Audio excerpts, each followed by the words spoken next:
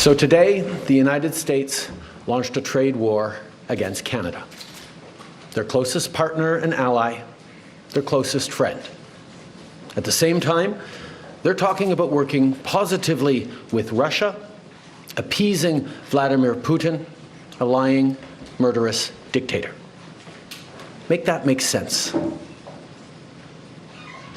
Canadians are reasonable, and we are polite, but we will not back down from a fight. Not when our country and the well-being of everyone in it is at stake. At the moment, the U.S. tariffs came into effect in the early hours of this morning, and so did the Canadian response. Canada will be implementing 25% tariffs against $155 billion worth of American goods, starting with tariffs on $30 billion worth of goods immediately, and tariffs on the remaining $125 billion of American products in 21 days' time. Should these tariffs not cease, we are in active and ongoing discussions with provinces and territories to pursue several non-tariff measures. Measures which will demonstrate that there are no winners in a trade war. Now, just like I did a month ago, I want to speak first directly to the American people. We don't want this. We want to work with you as a friend and ally. And we don't want to see you hurt either. But your government has chosen to do this to you. As of this morning, markets are down, and inflation is set to rise dramatically all across your country. Your government has chosen to put American jobs at risk at the thousands of workplaces that succeed because of materials from Canada or because of consumers in Canada, or both. They've chosen to raise costs for American consumers on everyday essential items like groceries and gas, on major purchases like cars and homes, and everything in between.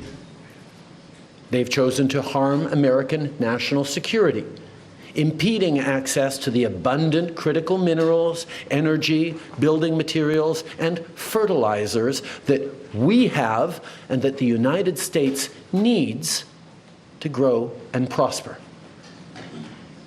They've chosen to launch a trade war that will, first and foremost, harm American families.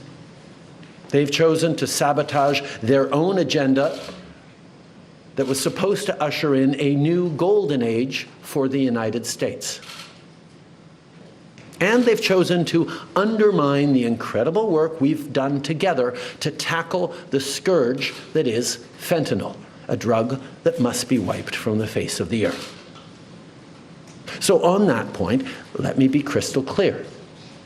There is absolutely no justification or need whatsoever for these tariffs today. Now, the legal pretext your government is using to bring in these tariffs is that Canada is apparently unwilling to help in the fight against illegal fentanyl. Well, that is totally false. Let's look at the facts. Our border is already safe and secure. Far less than 1% of fentanyl flows and less than 1% of illegal crossings into the United States comes from Canada. But we acted because we know we can always do better. We responded to concerns, including from the President, by implementing an ambitious $1.3 billion border plan. A border plan that includes generational investments in new AI and imaging tools to stop the flow of fentanyl in its tracks, stronger coordination and information sharing with American agencies, along with the deployment of drones, helicopters, and additional personnel to keep our border secure. Now, a month ago, as part of an agreement with the United States that paused the tariffs, we made further commitments. We appointed Kevin Brosseau as our fentanyl czar, a man who dedicated his multi-decade career in law enforcement to combating organized crime networks and drug trafficking. We designated 7 drug cartels, sick, evil groups who cynically profit off the pain and suffering of people on both sides of the border, as the terrorist organizations that they are. And just yesterday, we launched a new joint operations partnership supported by a $200 million investment between Canada's security and law enforcement agencies, a partnership that will enhance the coordination of information and intelligence in order to thwart criminal gangs involved in the illegal fentanyl trade. And critically, our actions are working. As the U.S. Customs and Border Protection just acknowledged, there was a 97% drop in fentanyl seizures from January compared to December, to a near zero low of less than half an ounce seized in January, even with all the further enforcements and actions we've taken at the borders. In sum, we stepped up. We engaged closely and constructively with the President and his administration. We did everything we promised. We stuck to our word. And we did it because we believe in working together to protect our citizens.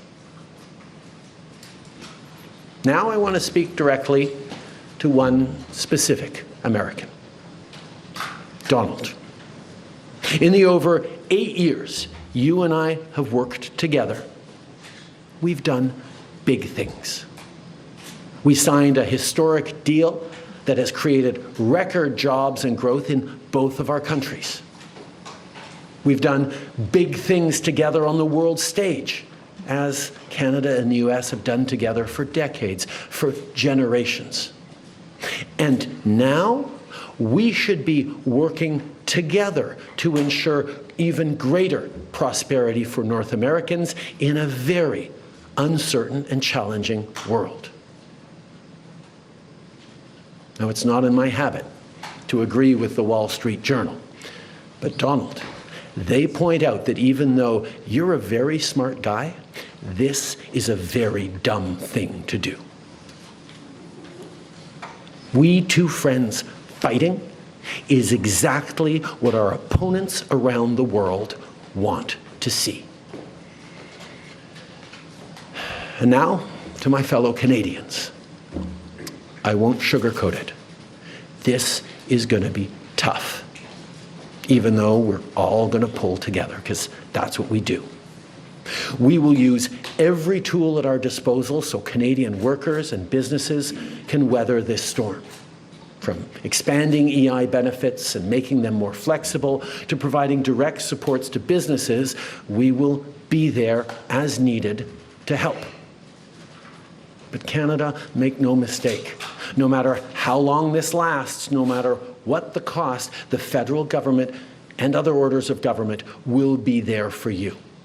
We will defend Canadian jobs. We will take measures to prevent predatory behavior that threatens Canadian companies because of the impacts of this trade war, leaving them open to takeovers. We will relentlessly fight to protect our economy. We will stand up for Canadians every single second of every single day, because this country is worth fighting for. Les derniers mois ont été stressants et honnêtement épuisants.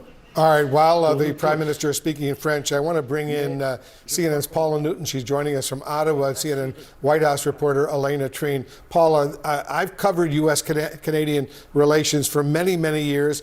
I grew up in Buffalo, New York, right on the border with Canada. Our family used to go to Canada, to Ontario, Crystal Beach. Every summer we had a home there, so I spent a lot of time growing up effectively in Canada. I have never seen this U.S.-Canadian relationship deteriorate as seriously as it has right now. The Prime Minister of Canada saying the U.S. has declared a trade war against Canada. Have you ever seen this U.S. Canadian relationship as bad as it is right now?